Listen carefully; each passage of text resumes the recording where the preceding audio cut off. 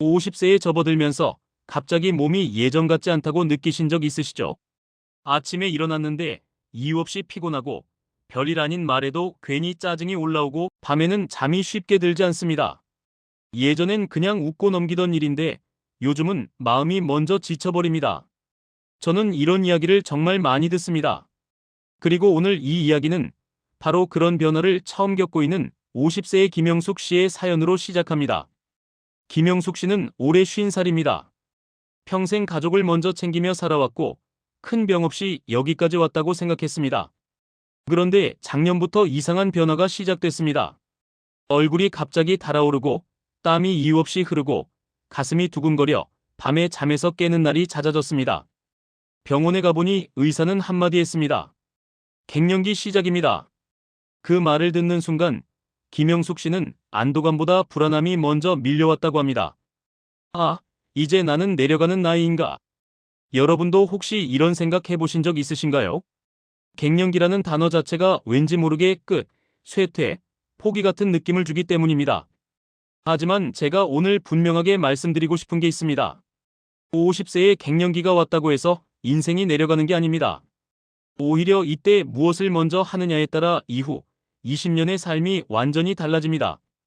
그래서 오늘 주제는 단순합니다. 50세, 갱년기가 오면 이것부터 해라. 수많은 방법을 나열하지 않습니다. 딱 한 가지, 가장 먼저 해야 할 것부터 말씀드리겠습니다. 김영숙 씨도 처음에는 인터넷을 뒤졌습니다. 영양제, 호르몬, 운동, 식단, 명상, 요가 정보는 넘쳐났습니다. 그런데 문제는 너무 많다는 겁니다. 뭘 먼저 해야 할지 몰라서 결국 아무것도 못하게 됩니다. 이게 바로 50대 갱년기 분들이 가장 많이 빠지는 함정입니다. 일단 참고 지내자. 나만 그런 건 아니니까. 이렇게 미루다 보면 어느 순간 몸과 마음이 동시에 무너집니다. 김영숙 씨의 경우도 그랬습니다.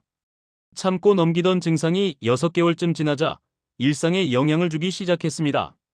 남편과의 대화가 줄었고 사소한 말다툼이 늘었으며 스스로를 자꾸만 탓하게 됐습니다.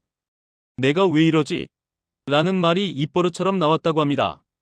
여러분, 갱년기는 단순히 호르몬 문제만이 아닙니다. 자존감, 생활 리듬, 삶의 방향이 한꺼번에 흔들리는 시기입니다. 그래서 제가 늘 강조하는 것이 있습니다. 50세 갱년기가 오면 가장 먼저 해야 할 것은 몸을 고치기가 아니라 기준을 다시 세우는 것입니다. 지금까지의 기준, 즉 젊었을 때의 체력, 예전의 감정, 컨디션, 과거의 역할을 그대로 붙잡고 있으면 계속 좌절하게 됩니다. 나는 변했는데 기준은 그대로이기 때문입니다. 김영숙 씨도 이 사실을 깨닫기까지 시간이 걸렸습니다.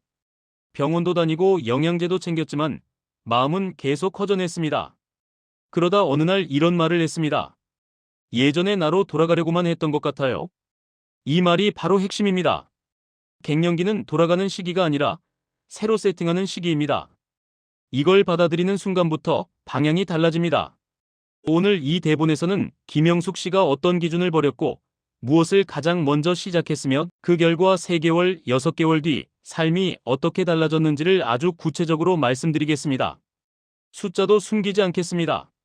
감정 변화도 솔직하게 다루겠습니다. 여러분이 지금 49세든 52세든 상관없습니다. 이미 갱년기 증상이 시작됐거나 막 문 앞에 와 있다면 오늘 이야기는 반드시 도움이 됩니다. 중요한 건 빠른 정보가 아니라 올바른 순서입니다. 그리고 그 순서를 지금부터 하나씩 풀어가겠습니다.